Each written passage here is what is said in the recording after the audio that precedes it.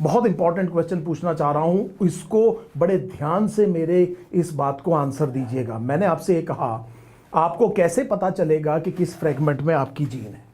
यहां पर hundreds of fragments हो सकती हैं। हाउ डू यू नो कि which fragment actually contains the gene? पहली बात।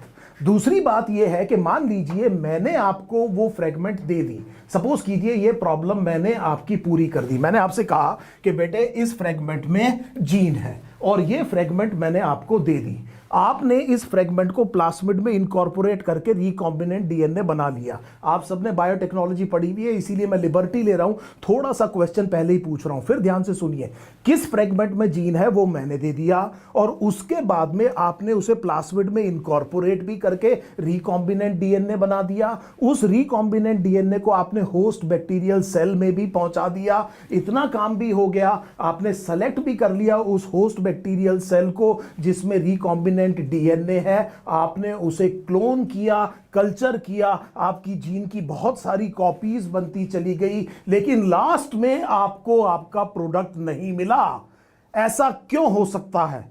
What can be the reason कि मैंने आपको जीन, वो फ्रेगमेंट दे दी जिसके अंदर जीन है, उससे आपने रिकॉम्बिनेंट डीएनए बना लिया, उस रिकॉम्बिनेंट डीएनए को कॉम्पिटेंट होस्ट के अंदर पहुंचा दिया, होस्ट को आपने सेलेक्ट भी कर लिया और उसको आपने कल्चर भी किया, जीन क्लोन हो रही है, सब कुछ हो रहा है, लेकिन आपको आपका प्रोडक्ट नहीं मिल रहा।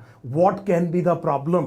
मुझे इसका आंसर दीजिए कि क्या प्रॉब्लम हो सकती है, क्यों आपका प्रोडक्ट आपको नहीं मिल रहा है। और स्पेसिफिकली मुझे जो आंसर चाहिए था वो ये है कि प्रोकैरियोटिक सेल पोस्ट ट्रांसक्रिप्शनल जैसे आरएनए स्प्लाइसिंग है नहीं करता। It doesn't have the apparatus to remove the introns and join the exons and make this histron. So ये प्रॉब्लम है बेटे, ये प्रॉब्लम है इस वाले अप्रोच में कि वो इंट्रॉन्स को रिमूव ही नहीं कर सकता है। This is the reason you are probably not getting your product and that is why you can understand कि ये जो शॉटगन अप्रोच हम पढ़ते हैं इसके पीछे बहुत सारी प्रॉब्लम्स है। आप जब बायोटेक्नोलॉजी पढ़ेंगे आगे तो आपको पता लगेगा कि कैसे ढूंढ के निकालना होता है कि किस फ्रेगमेंट में हमारी जीन है। हिट एंड ट्रायल मेथड करना पड़ता है। अलग अलग आप जो है फ्रेगमेंट्स को इंसर्ट करके देखेंगे कि काम चल रहा है कि नहीं चल रहा है। जीन लाइब्रेरी तक इंसर्ट करनी पड़ सकती है, सारी की सारी फ्रेगमेंट्स भी आपको इंट्रोड्यूस करनी पड़ सकती हैं and it will take time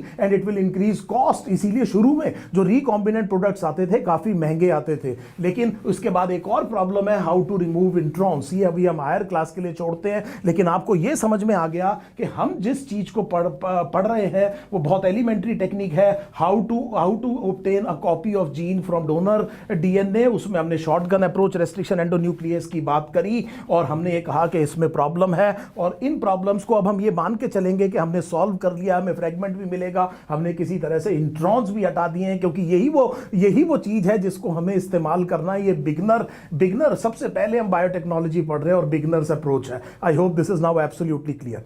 चलिए दूसरा क्वेश्चन पूछता हूं। क्वेश्चन ये है कि अगर इस प्रॉब्लम में, इस टॉपिक, इस तरीके में कुछ प्रॉब्लम है तो मुझे ये समझाने की कोशिश कीजिए कि क्या एक ऑल्टरनेट हो सकता है। What can be a better alternate to obtain a copy of gene from donor DNA if this approach has some problem. अगर इस अप्रोच में कुछ प्रॉब्लम है तो मुझे कोई ऐसा तरीका बताइए, सजेस्ट कीजिए जो इससे बेहतर हो सकता है। Could anticipate the question and he was ready with the answer. Absolutely right. अगर मैं ठीक पढ़ पा रहा हूं तो आप इस यूकैरियोटिक सेल से जीन आइसोलेट मत कीजिए। देखिए बेटे, किसी भी यूकैरियोटिक सेल के अंदर एक जीन की केवल 2 कॉपीज होंगी। सो अगर मैं 25,000 जीन्स मानूं तो आपके जीनोम में तो 50,000 जीन्स में से 2 कॉपीज होंगी आपके काम की। लेकिन अगर वो जीन एक्टिव है, तो मैसेंजर आरएनए बहुत बन रहे होंगे, हजारों मैसेंजर आरएनए बन रहे होंगे। सो अगर मुझे मान लीजिए इंसुलिन की जीन निकालनी है तो मैं beta cells of islets of Langerhans of pancreas की तरफ जाऊंगा, क्योंकि ये जीन वहां पर एक्टिव है और जीन एक्टिव का मतलब है वो ट्रांसक्राइब हो रही है। और मैं ये कह रहा हूं कि चलिए इतनी हजारों में से केवल 2 कॉपीज जीन की होंगी जिन्हें ढूंढना एक घास में सुई ढूंढने के बराबर हो सकता है। लेकिन मैं बड़ी आसानी से जो मैच्योर एमआरएनए है उसको ढूंढ के निकाल सकता हूं साइटोप्लाज्म से, और रिवर्स ट्रांसक्रिप्शन से जो मैं कॉम्प्लीमेंट्री डीएनए बनाऊंगा वो सीक्वेंस वो होगी जिसमें इंट्रॉन्स नहीं होंगे।